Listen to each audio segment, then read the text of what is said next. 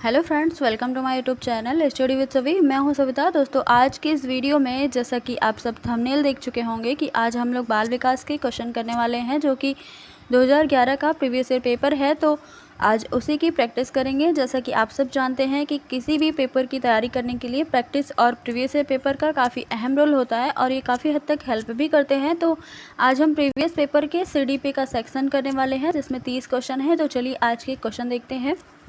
पहला देखिए, वह स्तर जिसमें बच्चा किसी वस्तु एवं घटना के बारे में तार्किक रूप से सोचना शुरू करता है कहा जा सकता है। ऑप्शन है संवेदन प्रौढ़ अवस्था, औपचारिक क्रियात्मक अवस्था, पूर्व क्रियात्मक अवस्था या फिर मूर्त क्रियात्मक अवस्था।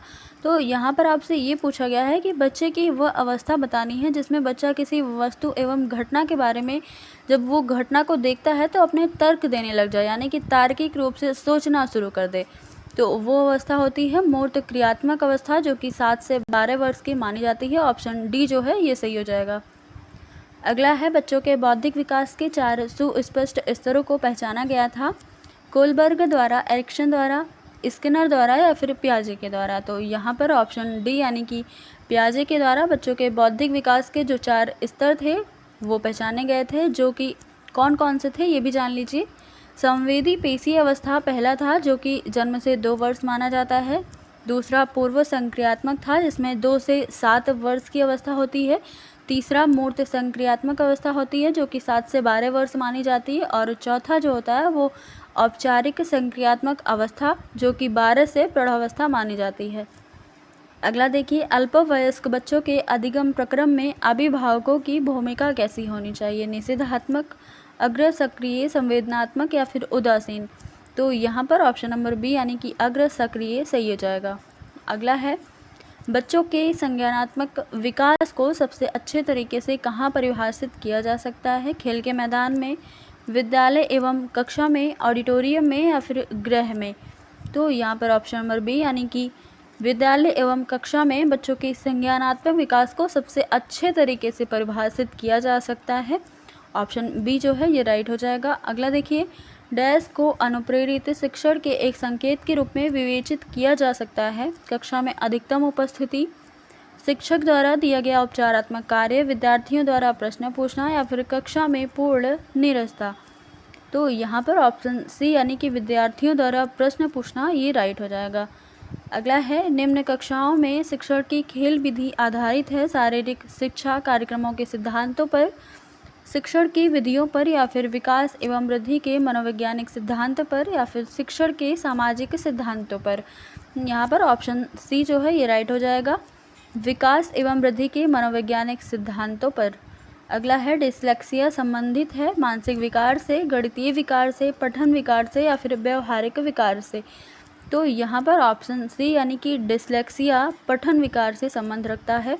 ऑप्शन सी राइट हो जाएगा। अगला है, विशेष रूप से ज़रूरतमंद बच्चों की शिक्षा का प्रबंध होना चाहिए। दूसरे सामान्य बच्चों के साथ विशेष विद्यालयों में, विशेष बच्चों के लिए विकसित विधियों द्वारा, विशेष विद्यालयों में या फिर विशेष विद्यालयों में विशेष शिक्षकों द्वारा। तो यहाँ पर ऑप्शन जो ए है वो सही हो जाएगा। दूसरे सामान्य बच्चों के साथ जो विशेष रूप से ज़रूरतमंद बच्चे हैं उनकी शिक्षा का प्रबंध होना चाहिए।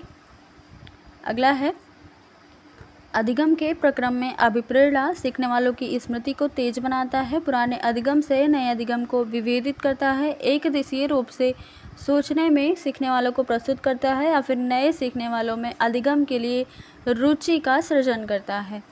तो यहाँ पर ऑप्शन नंबर डी यानी कि नए सीखने वालों में अधिगम के लिए रुचि का सृजन करता है अभिप्रेरणा। अगला देखिए, कक्षा 5 के न्यून दृष्टि वाले बच्चों को निम्न स्तर के कार्य करने के लिए माफ़ करना उचित है। उसके दैनिक कार्य में उसके माता पिता तथा मित्रों को सहायता करनी चाहिए, कक्षा में सामान्य रूप से बर्ताव करना चाहिए एवं ऑडियो CD के ज़रिए सहायता प्रदान करनी चाहिए या फिर कक्षा में विशेष बर्ताव करना चाहिए। तो यहाँ पर न्यून दृष्टि वाले बच्चों के लिए बात की गई है। तो न्यून दृष्टि वाले जो बच्चे हैं उनके साथ सामान्य रूप से बर्ताव करना चाहिए एवं ऑडियो CD के जरिए सहायता भी प्रदान करनी चाहिए। ऑप्शन सी जो है ये राइट हो जाएगा। अगला देखिए, कक्षा में विद्यार्थियों की रुचि बनाए रखने के लिए एक शिक्षक को उचित है श्यामपट्ट का प्रयोग करना, चर्चा करना, कहानी कहना या फिर प्रश्न पूछना। तो यहाँ पर ऑप्शन नंबर डी यानी कि विद्यार्थियों की रुचि बनाए रखने के लिए शिक्षक को प्रश्न पूछना उचित है। अगला है, विद्यार्थियों को विद्यालय में खेलना क्यों उचित है? यह उन्हें शारीरिक रूप से अक्षम बनाएगा, यह शिक्षकों के लिए काम आसान करेगा, यह समय बिताने में सहायक होगा, या फिर यह सहयोग एवं शारीरिक संतुलन का विकास करेगा। तो यहाँ पर ऑप्शन नंबर डी यानी कि यह सहयोग एवं शारीरिक संतुलन का विकास करेगा, ये सही हो जाएगा। अगला देखिए, परिवार एक साधन है अनौपचारिक शिक्षा का, औपचारिक शिक्षा का, गैर औपचारिक शिक्षा का, या फिर दूरस्थ शिक्षा का।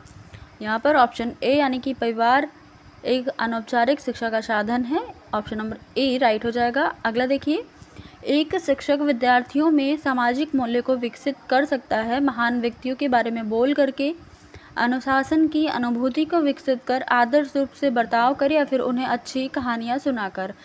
तो आपको विद्यार्थियों में सामाजिक मूल्यों का विकसित करना है, यानी कि उनका विकास करना है, तो आप आदर्श रूप से अगर बर्ताव कर पाएंगे बच्चों के साथ, तो वो बच्चों में सामाजिक मूल्यों का विकास भी हो सकता है। ऑप्शन सी राइट हो जाएगा। अगला देखिए, एक शिक्षक के लिए सबसे महत्वपूर्ण क्या है? कक्षा में अनुशासन बनाए रखना, कक्षा में समयानुवर्ती होना, विद्यार्थियों की कठिनाइयों को दूर करना, या फिर एक सुवक्ता होना। तो शिक्षक के लिए जो सबसे महत्वपूर्ण कार्य होता है वो होता है विद्यार्थियों की कठिनाइयों को दूर करना, ऑप्शन सी जो है ये राइट हो जाएगा। अगला है, श्यामपट्ट को शिक्षण साधन के किस रूप में अंतर्भिमुक्त किया जा सकता है? श्रव्य साधन, दृश्य श्रव्य साधन, या फिर इनमें से कोई नहीं। तो यहाँ पर ऑप्शन बी यानी कि दृश्य साधन जो है ये राइट हो जाएगा। अगला देखिए, निम्न में से कौन शिक्षण कुशलता से संबंधित है? श्यामपट्ट पर लिखना, प्रश्नों को हल करना, प्रश्न पूछना, या फिर इनमें से सभी। तो यहाँ पर शिक्षण कुशलता से जो संबंधित है वो ये सारे हैं, यानी कि श्यामपट्ट पर लिखना, प्रश्नों को हल करना, प्रश्न पूछना, ऑप्शन नंबर डी जो है ये सही हो जाएगा। अगला देखिए, कक्षा में जो विद्यार्थी प्रश्न पूछते हैं उन्हें कक्षा के बाद शिक्षक से मिलने की सलाह दी जाए, कक्षा चर्चा में भाग लेने के लिए प्रोत्साहित करना चाहिए, लगातार प्रश्न पूछने के लिए प्रोत्साहित करना चाहिए, या फिर स्वतंत्र रूप से उत्तर ढूंढने के लिए प्रोत्साहित करना चाहिए। यहाँ पर ऑप्शन सी यानी कि जो विद्यार्थी कक्षा में प्रश्न पूछते हैं उनको लगातार प्रश्न पूछने के लिए प्रोत्साहित करना चाहिए, ऑप्शन सी जो है वो सही हो जाएगा। अगला देखिए, शिक्षा की किंडरगार्टन पद्धति का प्रतिपादन किया टीपी नन ने, स्पेंसर ने, फ्रॉबेल ने, या फिर मॉन्टेसरी ने। यहाँ पर ऑप्शन सी जो है ये सही हो जाएगा। फ्रॉबेल ने शिक्षा की किंडरगार्टन जो विधि थी उसका प्रतिपादन किया था। अगला है, एक अभिभावक आपसे विद्यालय में मिलने के लिए कभी नहीं आता है तो आप क्या करेंगे? बच्चे की उपेक्षा करेंगे, अभिभावक को पत्र लिखेंगे, आप स्वयं उनसे मिलने जाएंगे, या फिर बच्चे को दंड देना स्टार्ट कर देंगे। तो यहाँ पर ऑप्शन सी यानी कि आप स्वयं अभिभावक से मिलने जाएंगे, यह सही हो जाएगा, ऑप्शन सी। अगला है, आप एक अति सक्रिय बालक को कैसे सही दिशा में लाएंगे? उसे पहली पंक्ति में बैठाकर और उस पर कड़ी नज़र रखेंगे, उसे कक्षा के कोने में बैठने की जगह फिक्स कर देंगे, या फिर उसे श्यामपट्ट आदि साफ करने का काम देंगे, या फिर इनमें से कोई नहीं। तो यहाँ पर ऑप्शन नंबर डी जो है ये राइट हो जाएगा, क्योंकि ये तीनों जो है ये निगेटिव हैं। अगला देखिए, पृथक पृथक समजातीय समूहों के व्यक्तियों के प्रति बच्चों की अभिवृत्ति साधारणतया आधारित होती है उनके अभिभावकों की चित्रवृत्ति पर, उनमें समकक्षियों की अभिवृत्ति पर, दूरदर्शन के प्रभाव पर, या फिर उनके सहोदरों की अभिवृत्ति पर। तो यहाँ पर ऑप्शन नंबर ए यानी कि उनके अभिभावकों की चित्रवृत्ति पर ये सही हो जाएगा, ऑप्शन नंबर ए। अगला है, आपको अपनी कक्षा में 2 मंदबुद्धि बच्चों को बैठाने के लिए बोला गया है तो आप क्या करेंगे? उन्हें अपने विद्यार्थी के रूप में ग्रहण करने से इनकार कर देंगे कि भाई ये मेरे विद्यार्थी नहीं हैं। दूसरा है, प्रधानाध्यापक को उन्हें किसी और कक्षा जो कि मंदबुद्धि के लिए ही बनाई गई है उसमें बैठने के लिए बोलेंगे, या फिर ऐसे विद्यार्थियों को सीखने की तकनीकी सीखेंगे, या फिर इनमें से कोई नहीं। तो यहाँ पर ऑप्शन नंबर सी यानी कि जो मंदबुद्धि बालक हैं उनके लिए उनको सिखाने के लिए हम खुद ही तकनीकी सीखेंगे, यानी कि जो शिक्षक है वो खुद ही तकनीकी सीखेगा। अगला है, एक शिक्षक को साधन संपन्न होना चाहिए, इसका अर्थ क्या है? उसके पास पर्याप्त धन संपदा होनी चाहिए ताकि उसे शिक्षण देने की ज़रूरत ही ना पड़े, या फिर उनका अधिकारियों से उच्च स्तर से संपर्क होना चाहिए, उनको अपने विद्यार्थियों की समस्याओं को हल करने का पर्याप्त ज्ञान होना चाहिए, या फिर विद्यार्थियों के बीच उनकी प्रसिद्धि होनी चाहिए। यहाँ पर ऑप्शन सी जो है ये राइट हो जाएगा। उनको अपने विद्यार्थियों की समस्याओं को हल करने का ज्ञान होना चाहिए। अगला है बच्चों में संवेगात्मक आयोजन यानी कि समायोजन प्रभावी होता है व्यक्तित्व निर्माण में, कक्षा शिक्षण में, अनुशासन में या फिर इनमें से सभी। तो यहाँ पर ऑप्शन नंबर डी यानी कि इनमें से सभी जो है ये सारे सही हो जाएंगे। अगला है बचपन के सांप्रतिक दृष्टिकोण की मान्यता है बहुत तरीके से बच्चे प्राप्त वयस्कों के बराबर होते हैं। बच्चों को युवा प्राप्त वयस्कों के रूप में सबसे अच्छा माना जाता है। बचपन आधारित रूप से प्रतीक्षा अवधि है या फिर बचपन वृद्धि एवं परिवर्तन की एक अनूठी अवधि है। तो यहाँ पर ऑप्शन डी यानी कि बचपन वृद्धि एवं परिवर्तन की एक अनूठी अवधि है। ऑप्शन नंबर डी राइट हो जाएगा।